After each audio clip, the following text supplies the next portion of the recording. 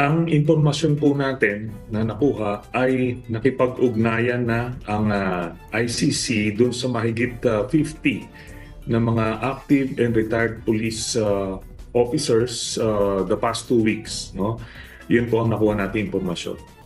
Mga kabayan, isiniwalat ni dating Senator Antonio Trillanes na nakipag-ugnayan na sa ICC ang nasa 50 retired at active generals para sa investigasyon ni dating Pangulong Duterte sa kanyang kampanya na drug war noong siya pa ang Pangulo. Pero nang tanong ni si Trillanes kung sino-sino ang mga nasabing retired generals, hindi daw pwedeng isapubliko ang mga ito dahil nanganganib ang kanilang buhay. Hindi po kasi pwedeng mapangalanan kasi manganganib po ang kanilang buhay dahil sila ngayon ay ma-identify na pwede silang maging testigo laban po kay Duterte. Kaya yun po yung confidentiality clause po nila. Sa isang panayam, muling binanata ni Trillanes si dating Pangulong Duterte at sinabing inutusan niya ang mga pulis na iligpit ang mga drug lord dahil sagot niya ang mga ito kung sakaling makulong sila. Pero kalaunan ay pinabayaan lang daw ito ng dating Pangulo. Kaya nga ini-explain ko, no? Si Duterte mismo nung presidente siya, binigyan niya ng assurance yung mga pulis. Sundin niyo lang ako, patayin niyo lang itong mga pinapapatay, sasagutin ko kayo. 'Di ba? Sinabi niya 'yan. Pero ngayon na kaliwat ka ng kaso na kinakaharap ng mga pulis na sumunod sa kanya, ano ba ang nangyari? 'Di ba? Sila ngayon napahamak. Ibinunyag din ni Trillanes na karamihan sa 50 general ay retirado na, pero agad naman itong pinabulaanan ni Senator Bato de la Rosa at sinabing walang katotohanan lahat ng mga sinasabi ni Trillanes.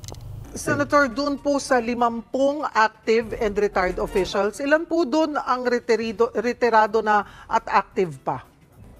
Ang karamihan po doon ay retirado na, pero meron pa pong mga active. No? So sabihin na lang natin, mas malaki ang porsyento ng mga retirado doon sa mahigit 50. Ano ang masasabi mo dito, kabayan? Sa iyong palagay, naniniwala ba kayo sa mga pagbubunyag ni dating Senator Antonio Trillanes o gumagawa lang siya ng istorya para takutin si dating Pangulong Duterte at mga opisyal nito na di umano ay kasabwat sa war on drugs sa ilalim ng administrasyon ng dating Pangulo? Sama-sama nating panuorin ang buong video at pakicomment nyo po ang inyong mga reaksyon at sariling opinyon. Pero bago yan, muli po ako nag-iimbita sa mga hindi pa po nakasubscribe sa ating channel na Kabayan News PH, pakipindot po ang subscribe button at pakiclick na rin ang notification bell para lagi kayong updated sa mga bagong upload natin na legit at napapanahong balita.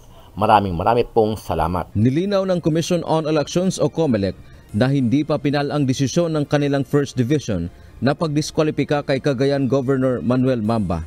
Ayon kay Chairman George Erwin Garcia, magiging pinal lang ang desisyon kapag walang naihaing motion pagkatapos ng 5 araw. Sa isang disqualification, as a division, kapag ito ay nailabas ng COMELEC division at hindi nag-file ng motion for reconsideration sa 5 araw matapos matanggap ng respondent ang desisyon, final and executory na siya. Kapag walang anumang motion si Mamba ay maglalabas na ang COMELEC ng writ of execution. Batay sa rules, masusunod ang law of succession o ang vice-gobernador ang posibleng pumalit. Ayon naman sa abogado ni Mamba na sa attorney Romulo Macalintal, wala pa silang isinumiting motion for reconsideration. Pero posibleng sa Lunes anya, April 29 ay maghahain sila sa COMELEC. Umaabot umano sa 68.8 million pesos ang perang iligal na nailabas. Nakipag-ugnayan pa lang ba ang ICC dito po sa higit 50 pulis na sinasabi po ninyo o actual na po silang nakausap? Ang impormasyon po natin na nakuha ay nakipag-ugnayan na ang ICC dun sa mahigit 50 na mga active and retired police officers the past 2 weeks. No? Yun po ang nakuha natin impormasyon. Sabi ni pinasisinungalingan po ni Bato yung sinasabi ni Trillanes na 50 senior PNP officers ng kinakausap na ICC. Ito po yung PNP po, nagsabi na rin kahapon na mananagot po sa batas. Yun pong mga makikipag-usap. Bakit po? Hindi sinasabi ni Trillanes siya po ay military. the past 2 weeks po, meron na po ba kayong, kasi po halo po ito, active and retired officials. May mga nakausap po ba kayo or kilalang nakipag-ugnayan na po sa kanila dito po sa 50 ito? Hindi po kasi pwedeng mapangalanan kasi mangangani po ang kanilang buhay dahil sila ngayon ay ma-identify na pwede silang maging testigo. Kaya nga po, alam niyo po ba, nung panahon po ng, mabalik lang po tayo, maiba lang, no? Wala pong kaugnayan. Nung mga panahon po ng kudeta, marami po sundalo na pawalang sala. Dahil po sumusunod lang po sila sa order ng kanilang mga matataas na opisyal. Alam niyo po yun? Alam to ni Tonyo dapat dahil siya dating militar. No? Dati po siyang militar. Kaya alam niya po na hindi po pwede sabihin na inuutosan ka na commander-in-chief na huwag kayong makipag-ugnayan sa ICC, huwag kayong makipagtulungan sa ICC. At sasabihin ni Trillanes na may nakikipagtulungan na mga opisyal sa ICC. Aba, ipinapahamak mo yung PNP. So wala po kayong nakakausap ni isa dito po sa 50 kung saan nakipag-ugnayan po ang ICC? Hindi po tayo pwede mag-comment sa ganyan mga tanong po. No? Dininay ng PNP yan o hindi pa nila alam kung meron. Pero yun na nga, no? Inaatasan, nagsalita yung commander-in-chief at pinakamataas na pinuno, mas mataas pa po sa Chief PNP. Yung Chief PNP po ay under lang po ng Pangulo ng Pilipinas. Baka hindi po alam. Alam po ni Tonyo yan. Pagka hindi po sila sumagot dyan, ay magiging suspects po sila at ganun po. Pagka tuloy-tuloy po yung investigasyon na hindi nasasagot yung ebidensya laban sa kanila, eventually ay may elevate po yung kanilang status at it may lead to an arrest warrant ng via Interpol. No? Okay. Ito po ang sagot ni Senator Bato. Tignan niyo po kung sino may mas sensa. Bakit naman po wala kayong tiwala kay Bato? Ano po ang bakit po kayo walang tiwala kay Bato? Kung kayo po ay Duterte, ako po na matagal ko na naririnig yung mga ganyan eh. Hindi ko po alam kung saan po nanggagaling yan. Binibiyak niyo po yung mga Duterte supporters, no? May mga pumapasok po rito na sinisiraan po si Bato.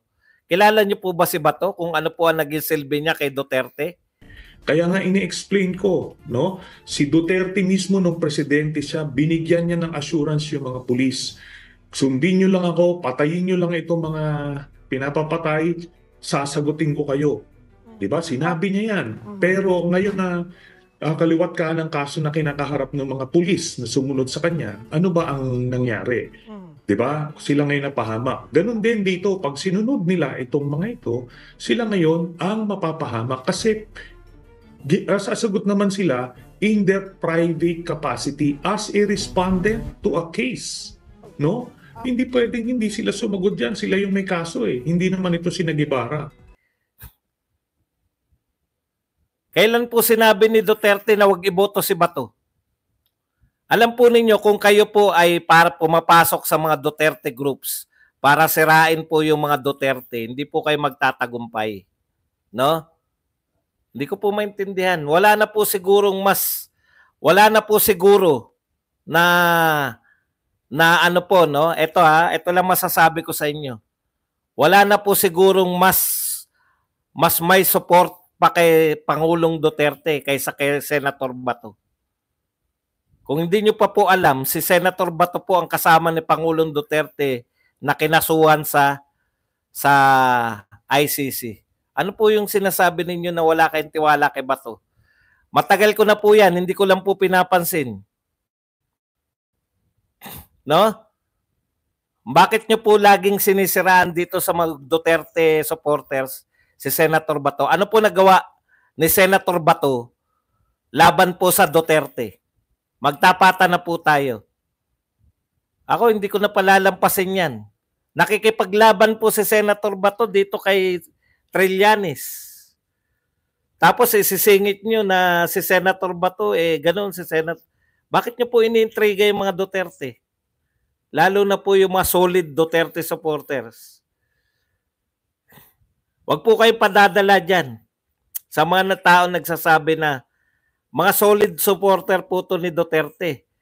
Baka pumapasok po sila dito para mang-engganyo sa inyo na wag suportahan. Yung mga nagsasabi pong wag suportahan, yung mga in-endorse na po ni Pangulong Duterte, hindi po tunay na Duterte supporters yan.